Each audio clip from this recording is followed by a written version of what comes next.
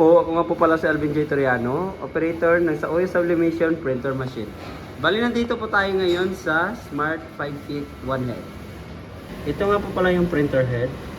Ito rin po pala yung capping. Ito po yung wiper. Heat clean.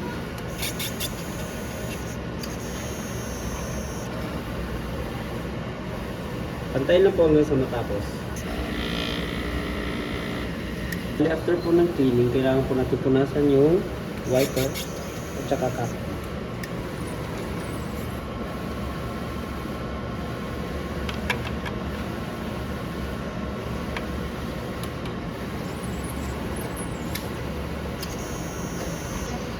Nozzle test.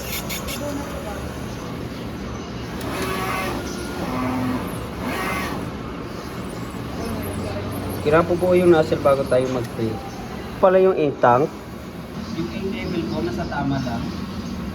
Ito nga po pala yung PBR. Yan po yung ink waste tank. Yan po yung ground wire niya. Ito nga pala yung daily output record namin. Ito na rin po sa consumables withdrawal. Nasa system na po. At ito na rin po yung ICC profile niya.